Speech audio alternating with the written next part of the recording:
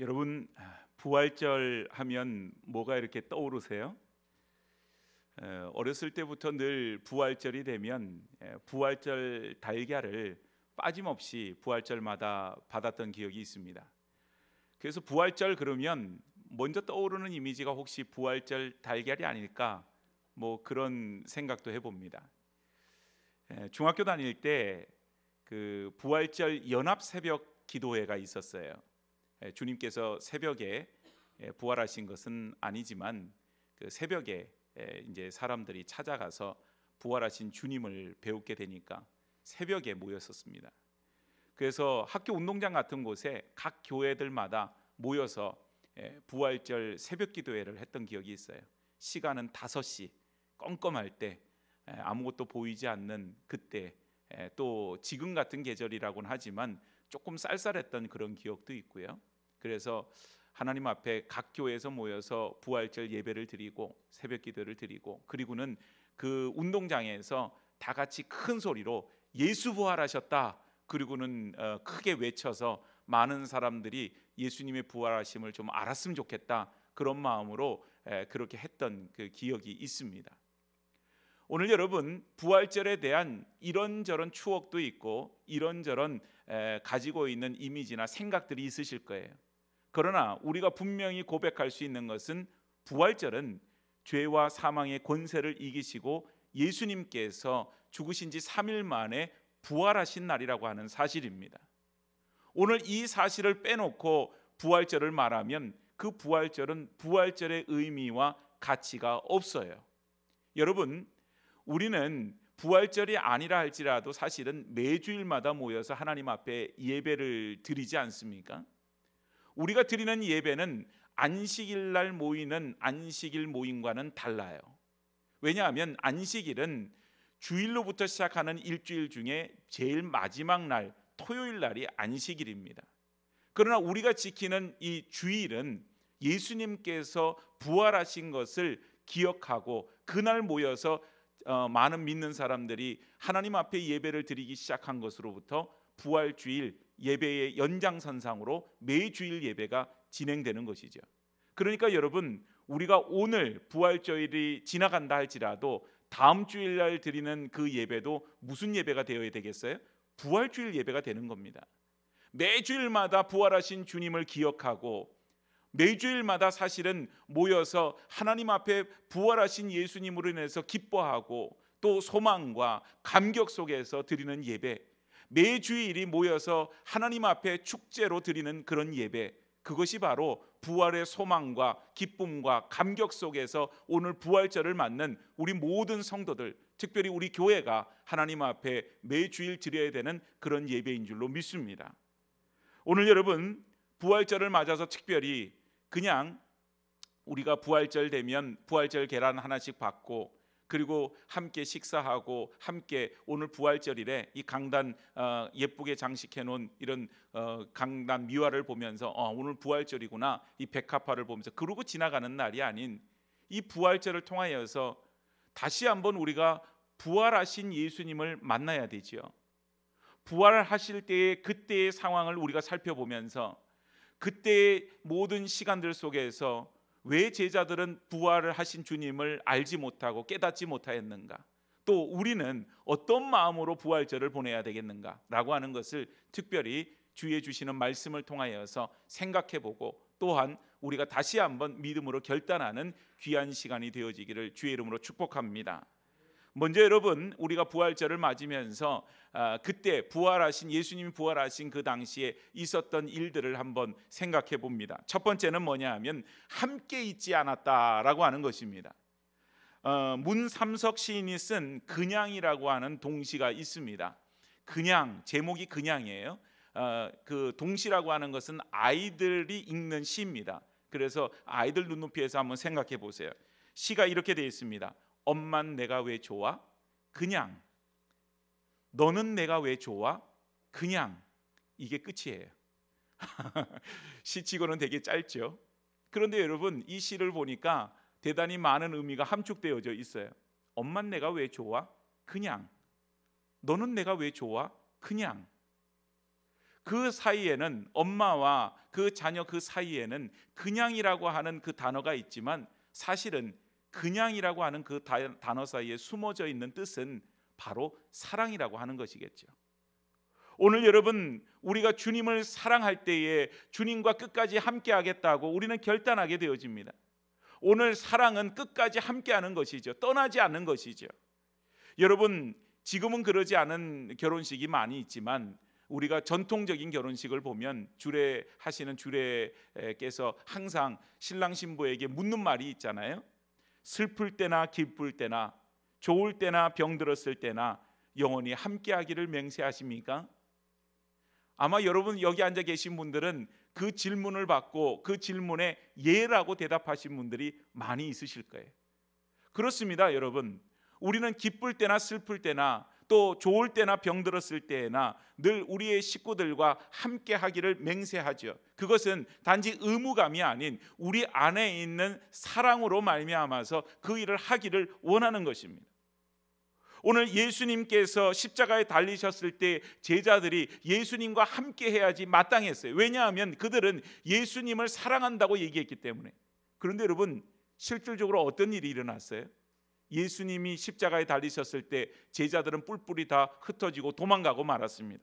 심지어는 마가복음 14장에 보니까 홑 이불을 버리고 벗은 몸으로 도망한 이도 있었다.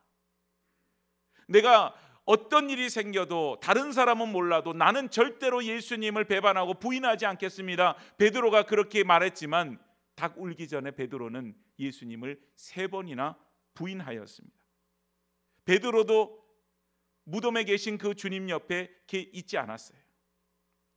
오늘 여러분, 제자들이 예수님과 함께 했던 시간들은 결코 짧지 않은 시간이었습니다. 3년이라고 하는 시간을 제자들은 예수님과 함께 먹고 마시고 잠을 자고 함께 이야기를 나누고 함께 있었던 것이지요. 여러분, 우리가 처음 보는 낯선 사람하고도요 같이 여행을 가게 되면 한 3일 정도만 같이 먹고 자고 이야기하면 친해져요. 그래서 나중에 헤어질 때 마음의 섭섭함을 느낍니다. 한국 사람들이 정이 많아서 그런지 다 그래요, 보면은. 그런데 여러분, 제자들이 예수님과 함께 보냈던 시간은 며칠이 아니라 3년이라고 하는 시간을 동고동락했습니다. 그런데 여러분, 예수님이 십자가에 달리시고 그리고 피 흘려 돌아가시는 것을 보고서는 제자들은 뿔뿔이 다 흩어지고 말았어요. 왜 그랬을까요? 베드로의 두려움처럼 내가 예수와 함께 다니던 사람, 예수의 당으로 찍히게 되면 나도 처벌을 받고 나도 예수님께서 지신 저 십자가에 나도 달려 죽게 되지 않을까? 그런 두려움이 그 가운데 있게 된 것이죠. 그래서 예수님이 십자가에 달려 죽으신 후에 제자들은 뿔뿔이 흩어지게 된 것입니다. 오늘 여러분, 이렇게 예수님과 함께하지 않은 제자들을 보면서 우리가 손가락질하며 비난할 수 있나요? 그럴 수 없죠. 왜냐하면 그 제자들의 모습이 그 제자들의 모습만이 아닌 바로 저와 여러분들의 모습이라고 하는 사실입니다. 그런데 여러분, 우리는 예수님을 버리고 우리는 예수님을 부인하고 이렇게 뿔뿔이 흩어졌지만 예수님은 어떻게 하셨어요? 예수님은 그 제자들을 찾아오십니다. 찾아오셔서 만나 주셨어요.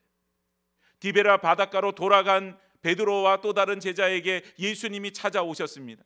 절망과 슬픔 속에서 엠마오로 가던 그 두 제자에게 예수님이 찾아오셔서 만나 주셨습니다. 심지어는 두려움 속에서 문을 걸어 잠그고 문 밖에 나가지 않은 그곳에 예수님이 찾아오셔서 만나 주셨어요. 은시 많던 도마에게 예수님이 찾아오셔서 말씀하십니다. 내 손에 못자국을 만져보고 내 허리에 창자국을 만져보고 그리고 믿음 없는 자가 되지 말고 믿음 있는 자가 되라. 먼저 그 믿음 없던 도마에게 찾아오신 것은 예수님이셨어요. 오늘 여러분, 예수님이 이 땅에 오셨을 때에 또 다른 이름이 임마누엘이잖아요. 임마누엘은 무슨 뜻입니까? 하나님이 우리와 함께 하십니다. 하나님께서 우리를 버리지 아니하시고 우리를 떠나지 아니하시고 우리와 함께 하신다고 하는 증거로서 예수님께서 이 땅에 오셨어요. 그 예수님께서 십자가의 모진 고통 속에서 피 흘려 죽으심으로 우리가 우리의 죄로 인해 죽을 수밖에 없었는데 구원을 받았습니다. 바로 임마누엘 되시는 예수님, 우리와 함께 하시는 예수님, 그 예수님은 우리를 떠나지도 우리를 버리지도 아니하시는 분이라고 하는 사실이에요.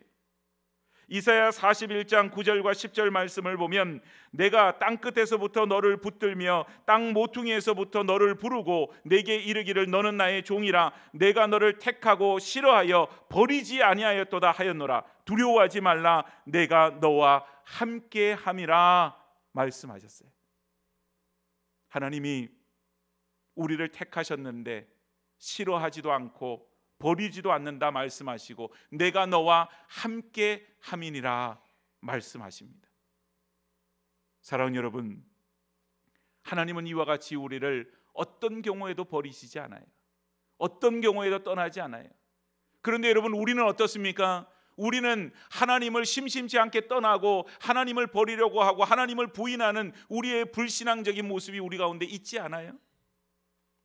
우리에게는 조그마한 어려움이 있어도 하나님께서 나를 버리셨다고 말합니다. 내 기도를 들으시지 않는다고 말합니다. 나를 사랑하지 않는다고 말합니다.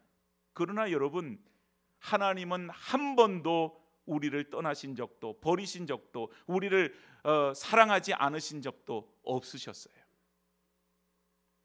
우리에게는 주님을 떠날 핑계가 많이 있습니다. 소도 사야 되고 밭도 사야 되고 장가도 가야 되고 주님을 떠날 핑계들은 너무 많이 있어요. 그래서 마치 탕자처럼 그저 아버지의 품을 떠나서 자기 마음대로 살면 거기에 즐거움이 있고 거기에 인생에 행복이 있을 것처럼 아버지의 품을 떠나요. 이사야 53장에 말하는 것처럼 우리는 다 양 같아서 각기 제 갈 길로 갔거늘 우리는 주님의 품을 떠나서 그저 우리가 원하는 대로 소망하는 대로 마치 사사시대에 그때의 왕이 없으므로 사람들이 각기 자기 소견에 옳은 대로 행하였더라. 자기 마음대로 살기를 원하는 우리의 모습은 늘 주님을 부인하고 주님을 떠납니다. 그러나 여러분, 하나님은 한 번도 우리를 떠나시지도 버리시지도 않으셨어요. 심지어는 우리가 하나님을 버리고 하나님을 떠나고 죄악 가운데 놓여져 있다 할지라도 우리를 위하여서 예수께서 오시고 우리를 위하여서 십자가에서 피 흘려 우리의 죄 때문에 죽으셨습니다. 바로 그것이 하나님의 사랑이죠. 제자들은 예수님을 떠났어요. 부활절 아침에도 예수님과 함께 하지 않았어요. 그러나 예수님께서는 믿지 않은 그들, 불신앙 가운데 있는 그들, 예수님의 말씀을 기억하지 못하는 그들에게 찾아와 주셨습니다. 그리고는 어느 상황 가운데에도 우리와 함께 하시는 주님을 보여주셨어요. 사랑하는 여러분, 오늘 부활절 아침에 우리와 함께 하시는 하나님을 만날 수 있기를 바랍니다. 부활절 아침에 우리가 부활하신 주님과 함께하지 않고 그 부활하신 주님을 만나지 않으면 우리의 부활절은 그냥 1년에 한 번 돌아오는 하나의 행사요, 또한 손에 그저 달걀 하나 쥐고 돌아가는 그런 날에 불과할 것입니다. 오늘 저와 여러분들이 이 부활절 아침에 부활하신 주님과 함께 그 부활하신 주님을 만나고 참된 부활의 감격과 기쁨 속에서 보내는 귀한 날이 되어지기를 주님의 이름으로 축복합니다. 두 번째는 깨닫지 못하였다라고 하는 사실이에요. 오늘 여러분, 주님의 부활을 맞이하는 그런 제자들은 우왕좌왕합니다. 어떻게 해야 될지를 몰라요. 그리고는 베드로와 제자 또 요한, 그가 주께서 사랑하시던 제자, 즉 요한을 말하죠. 그런 제자들이나 또한 그 무덤가에 있었던 마리아나 어찌할 바를 몰라요. 주님이 없어지셨다 그런 거예요. 그리고는 무덤에 막 달려가죠. 오늘 여러분, 거기에 예수님의 시신이 있습니까? 없어요. 그저 예수님을 쌌던 세마포만 있을 뿐이에요. 그들이 9절 말씀을 보니까 왜 이렇게 우왕좌왕했는가를 말해주고 있어요. 그들은 성경에 그가 죽은 자 가운데서 다시 살아나야 하리라 하신 말씀을 알지 못하더라. 주님께서는 십자가 달리시기 이전부터 내가 십자가를 지고 내가 십자가의 죽음을 당할 것이고 그리고 3일 만에 내가 다시 살아나게 될 것을 누누이 제자들에게 말씀하여 주셨어요. 그런데 여러분, 제자들이 알지 못한다고 하는 것은 두 가지입니다. 그게 무슨 말인지를 깨닫지 못하는 것이고, 또 하나는 하신 말씀을 그냥 기억하지 않고 한 귀로 듣고 한 귀로 흘러버린 거예요. 그렇기 때문에 주님이 부활하셨는데 주님의 시신이 없는데 이 사건을 놓고 주님께서 말씀하신 대로 부활하셨구나, 그렇게 받지를 못해요. 그리고는 주님의 시신이 없어졌다, 누군가 훔쳐갔다, 어떤 사람이 그 시신을 다른 데 갖다 놨다, 그렇게 지금 말하고 있는 것입니다. 그리고는 10절 말씀을 보니까 이렇게 얘기를 하죠. 이에 두 제자가 자기들의 집으로 돌아가니라.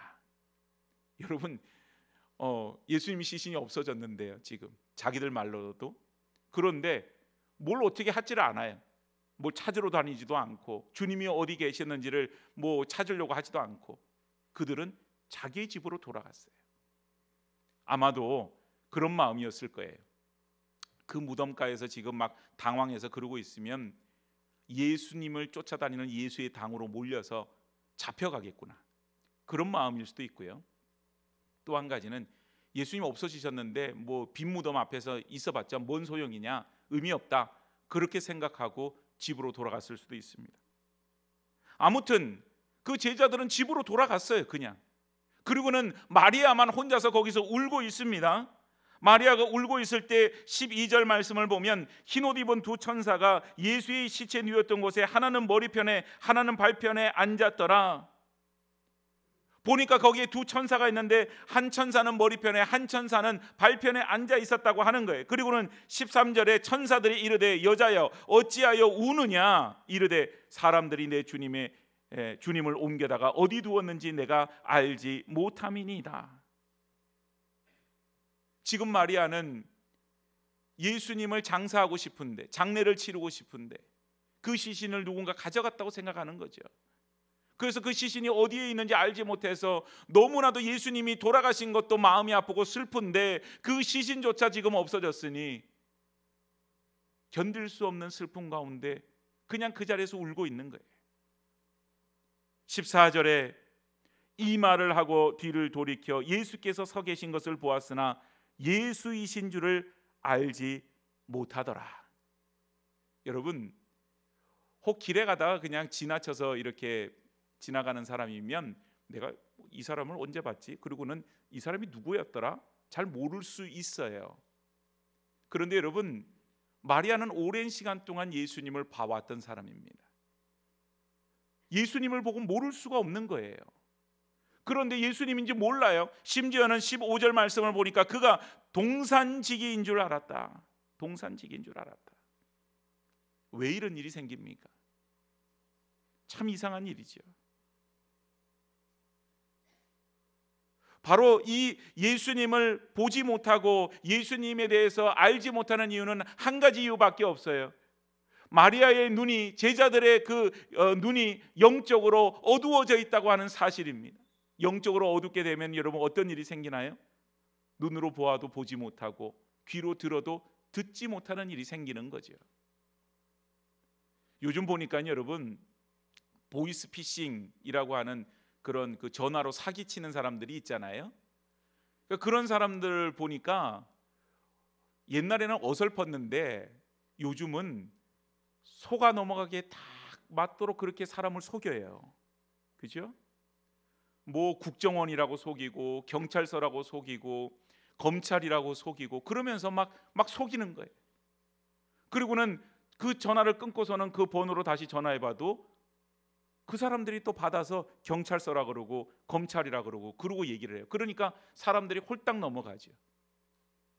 그런데 여러분, 그 사기치는 것도 가만히 보면 빈틈이 있어요.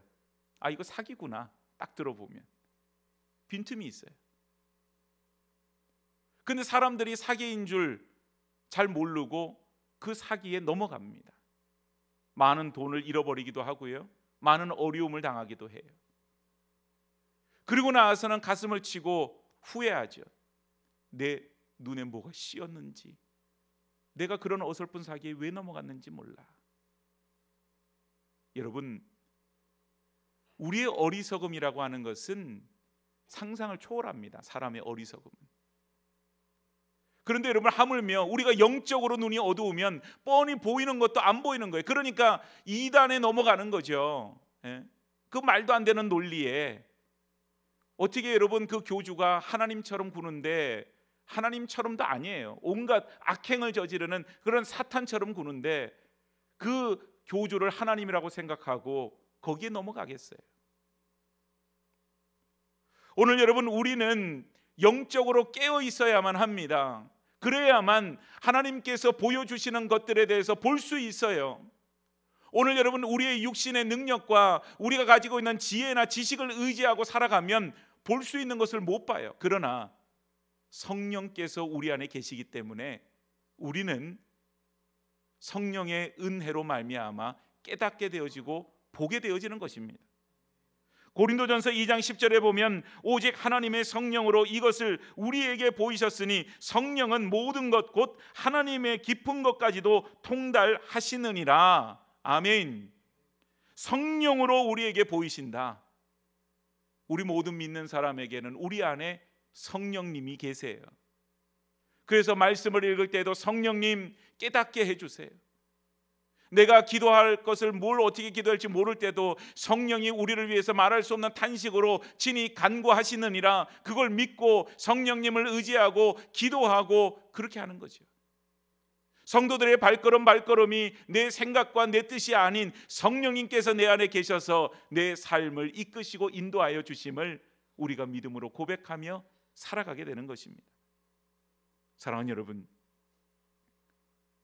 오늘 주님께서 우리 가운데 함께하여 주심을 믿습니까? 오늘 우리가 깨닫지 못한다 할지라도 주님은 우리 가운데 함께하여 주시는 거예요. 예배하는 이 자리 가운데 함께하여 주시고요, 우리가 가정 속에 있을 때나 일터로 나갔을 때나 우리가 운전을 할 때나 우리가 길을 걸을 때나 언제든지 우리 주님께서는 우리와 함께하여 주시는 줄로 믿습니다. 그래서 여러분, 우리 가운데 있는 여러 가지 편견이 있잖아요. 사람 죽으면 못 살아나지. 그 편견이 있으면 주님을 볼 수 없어요. 부활하신 주님을. 나는 없다고 생각하세요? 아니에요. 사람들에게는 누구나에게 이런 편견이 있어요. 사람들이 가지는 상식이라는 것이 있어요. 그런데 여러분, 믿음이라고 하는 것이 그 상식과 그 편견 아래에 사로잡히게 되면 하나님의 말씀을 읽고도 믿지 못하게 되고, 말 그대로 내 옆에 서 계시는 주님을 보고도 동산지기인 줄 알고 알아보지를 못하게 되는 것입니다. 오늘 여러분, 부활하신 주님은 분명히 우리 가운데 살아서 역사하여 주시는 줄로 믿습니다. 그 주님은 하나님 앞에 지금 가셔서 하나님 보좌 우편에 계시지만 성령 하나님께서 우리 가운데 함께하여 주시고 우리의 삶을 이끌어 주시고 깨닫게 하여 주시고 우리와 동행하여 주시고, 내가 앉고 일어서는 것, 내가 잠자리에 들고 내가 밥을 먹고 내가 일을 할 때든 뭘 할 때든지 우리와 함께하여 주시는 은혜가 있습니다. 그것을 깨닫는 것은 사람의 능력이 아니에요. 주님이 부활하신 것을 깨닫는 것은 인간의 상식이 아닙니다. 여러분, 상식적으로 생각해 보세요. 죽은 사람이 어떻게 삽니까? 그러나 우리는 믿음으로 고백하지 않아요? 예수께서 살아나셨습니다. 부활하셨습니다. 할렐루야. 분명히 우리는 확신하고 고백해요. 그건 다른 게 아니에요. 내가 가지고 있는 상식과 지식이 아닌 내 안에 계신 성령님으로 말미암아 부활하신 주님에 대해서 깨닫는 은혜를 허락하여 주시는 것입니다. 오늘 저와 여러분들이 주님 부활하심을 성령님의 은혜로 깨닫고 믿고 고백하고 선포할 수 있는 믿음의 사람들 되어지기를 주의 이름으로 축복합니다. 세 번째는 그 가운데에서도 우리의 이름을 불러주셨어요. 오늘 여러분 본문의 15절에 마리아가 동산지기인 줄 알았다 그랬는데, 그 동산지기에게 뭐라 그래요? 주님, 당신이 예수님 시신 옮겼으면 어디에다가 옮겨놨는지 나한테 가르쳐 주시오. 그러면 내가 그 시신을 모시고 가겠습니다. 모시고 가서 장사하겠다, 그 말이죠. 그런데 여러분, 그때 예수님께서 16절에 어떻게 하세요? 마리아야. 그리고 마리아를 부르세요. 그 이름을 듣기 전에는 예수님인지 몰랐어요.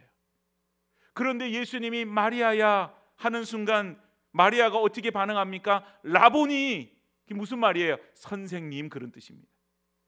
깜짝 놀라서 라보니, 선생님, 그러고는 말하죠. 오늘 여러분, 이 막달라 마리아는 주님으로부터 참 큰 은혜를 받은 여인이에요. 그가 7의 귀신이 들린 가운데에서 고통스러워하고 절망 가운데 있고 어쩔 줄을 몰라 하는 삶의 의미와 모든 희망을 다 잃어버린 그때에 주님께서 그 문제를 해결하여 주셨어요. 받은 은혜가 너무 크니까요. 그 마리아는 예수님 쫓아다닐 수밖에 없고 예수님을 붙들 수밖에 없고 예수님과 함께하는 그런 삶을 살아갈 수밖에 없습니다. 그런데 예수님이 십자가에 달려 죽으셨어요. 무덤에 들어가셨어요. 여러분, 마리아가 예수님을 얼마나 사랑했는지 예수님 옆을 못 떠나는 거예요. 떠날 수가 없어요. 예수님 옆을 못 떠나는데 예수님이 오셨는데 못 알아봐요. 영적인 눈이 어두워서. 그런데 그때 마리아야, 그리고 예수님이 마리아의 이름을 불러주셨어요. 그 이름 하나에 주님을 알아보게 되었습니다. 그 유명한 김춘수 시인의 꽃이라고 하는 시가 있어요. 이 시를 보니까 이렇게 되어 있습니다. 내가 그의 이름을 불러주기 전에는 그는 다만 하나의 몸짓에 지나지 않았다. 내가 그의 이름을 불러주었을 때 그는 나에게로 와서 꽃이 되었다. 내가 그의 이름을 불러준 것처럼 나의 이 빛깔과 향기에 알맞은 누가 나의 이름을 불러다오 그에게 가서 나도 그의 꽃이 되고 싶다. 여러분, 저는 잘 모르지만 제가 알고 있는 것은 이 백합, 그리고 이거 하얀색 어저께 처음 알았는데 조팝나무라 그러더라고요. 그리고는 잘 몰라요. 무슨 여러 가지 꽃들이 꼽혀 있는데 몰라요. 그런데 이름을 불러준다고 하는 것은 단순한 일이 아니죠. 내 마음을 주는 겁니다. 믿음과 사랑을 주는 거예요. 내가 너를 잊지 않고 기억하고 있다는 것을 말해주고 있죠. 주님이 우리를 바라보는 것만 해도 내가 황홀할 지경인데 나의 이름을 불러주었어요. 저 어렸을 때가 아니라 대학 다닐 때 그런 경험이 있어요. 그냥 조용히 학교를 다니는 그런 편이었기 때문에 교수님들과 그렇게 개인적으로 이야기를 나눠본 적도 없고 그랬습니다. 그런데 어느 날 기숙사에서 그 밑에 탁구장에서 탁구를 치고 있는데 교수님들이 여러분이 쑥 들어오시는 거예요. 안 그래도 교수님들이 어려운데 그렇게 단체로 들어오시니까 얼마나 놀랬겠어요. 그래서 깜짝 놀래가지고 그 자리를 비켜드리려고 하니까 우리 여자 교수님 한 분이 제 이름을 불러주시는 거예요. 동희야, 거기서 계속 쳐도 돼. 깜짝 놀랐어요. 저 교수님이 내 이름을 어떻게 알았을까? 그 이름 한번 불러주시는 거에 제가 감격이 되고 제가 정말 기쁨이 있었습니다. 오늘 여러분, 예수님께서는 우리의 이름을 불러주시는 분이에요. 여러분, 감옥에 있는 죄수들에게는 이름을 부르지 않잖아요. 몇 번 그렇게 부르지요. 그 이유는 세상 속에서 어떤 위치에 있었든지 어떤 재물을 갖고 있었든지 얼마나 잘 나갔든지 이 감옥에서 너희는 죄수에 불과해, 그 의미죠. 정체성을 두지 않는 겁니다. 주님이 나의 이름을 불러주시는 것은 나에 대해서 아신다는 거죠. 나를 기억하신다는 거죠. 그리고는 내 이름을 불러주시는 거예요. 오늘 지렁이 같은 너 야고바, 삭개오야 내려오너라. 사울아 사울아 내가 어찌하여 나를 핍박하느냐. 예수님께 잘했던 사람만 이름을 불러주시는 게 아니에요. 하나님께 충성하고 헌신했던 사람의 이름만 불러주는 거 아닙니다. 심지어는 예수님을 핍박했던 사울의 이름도 예수님은 불러주셨어요. 온갖 악행을 저질렀던 삭개오 같은 사람도 그 이름을 불러주셨어요. 오늘 여러분, 주님께서 이사야 49장 16절에 뭐라고까지 말씀하십니까? 내가 너를 내 손바닥에 새겼다. 저와 여러분들의 이름이 하나님의 손바닥에 새김바 된 줄로 믿습니다. 하나님이 잃어버리지 않기 위해서, 잊지 않기 위해서 아무개 이름을 여기다 새겨놓는 거예요. 우리의 이름을 기억하여 주시고 우리의 이름을 불러주시고 그 이름 하나에 우리는 잃어버렸던 모든 자존감을 회복하고 다시 소망을 얻게 되고 다시 일어나고 있지 않겠어요? 오늘 여러분, 어떤 자매가 하나 있었는데 결혼을 앞둔 자매라 그래요. 그런데 불행하게도 이 자매의 아버지가 노인성 치매에 걸렸는데 그 증세가 악화가 된 거예요. 그러니까 여러분, 나중에 되니까는 그 딸을 알아보지를 못할 지경에 이르렀어요. 그런데 지금은 뭐 신랑 신부가 식장에 동시에 입장하기도 하고 혹은 신부가 혼자서 입장하는 그런 결혼식도 많이 있어요. 그런데 여러분, 전통적인 결혼식은 어때요? 신부의 아버지가 그 신부를 데리고 입장하는 것 아니겠어요? 그런데 아무리 생각해도 그 치매 걸린 아버지가 자기를 데리고 들어갈 수가 없는 거예요, 식장 안으로. 이 신부가 그 사실이 너무 슬프고 절망스러운 거죠. 그런 가운데 어떤 찬양을 듣게 되었어요. 우리가 잘 아는 찬양입니다. 그 찬양의 가사가 그래. 그는 내 아버지, 난 그의 소유. 내가 어딜 가든지 날 떠나지 않죠. 내 이름 아시죠? 내 모든 생각도. 아바라 부를 때 그가 들으시죠. 이 찬양의 가사를 이 자매가 접하면서 눈물을 펑펑 흘리면서 하나님께서 내 이름을 기억해 주시는구나. 내 육신의 아버지는 치매에 걸려서 내 이름을 기억하지 못해도 내 하늘 아버지께서 내 이름을 기억하여 주시는구나. 이 찬양에 큰 위로가 되었다고 하는 사실이에요. 그리고는 결혼식 당일날 웨딩 마치를 틀어놓고 입장을 한 것이 아니라 이 신부가 이 찬양을 틀어놓고 혼자서, 우리의 눈으로 볼 때는, 육신의 눈으로 볼 때는 혼자서 입장하는 거지만 그가 고백하는 것은 내 이름을 아시는 하늘 아버지께서 나를 지금 데리고 이 예식장 가운데 입장하시고 계신다. 그 믿음으로 기쁨의 발걸음, 감동의 발걸음으로 그 결혼식을 다 마쳤다고 하는 사실입니다. 사랑하는 여러분, 우리는 부활절 아침에 주님을 만나야 됩니다. 모든 제자들이 주님을 깨닫지 못했고 마리아도 주님을 눈으로 보았지만 알지 못했어요. 그러나 그 마리아 앞에 먼저 찾아오시고 그 제자들 앞에 먼저 찾아오시고 특별히 마리아를 향하여서 마리아야, 그 이름을 불러주신 그 주님을 만나야 합니다. 그때 비로소 우리는 부활의 주님을 만나게 되는 거예요. 부활하신 주님을 알아볼 수 있게 되고 부활하신 주님을 만나게 되는 것, 그거 이상으로 이 부활절에 더 큰 은혜가 우리 가운데 없는 것이죠. 오늘 부활하신 주님을 만날 수 있기를 축복합니다. 우리 한 사람 한 사람의 이름을 불러주시는 주님, 그 주님과 만나서 이 부활의 기쁨과 부활의 감격 속에서 오늘 하나님 앞에 영광을 올려드리고 우리가 함께 교제하고 이 부활절이 세상의 어떤 절기보다도 축복되고 귀한 절기로 하나님 앞에 영광이 되어지는 그런 날로 하나님 앞에 드림이 되어질 수 있기를 주의 이름으로 축복합니다.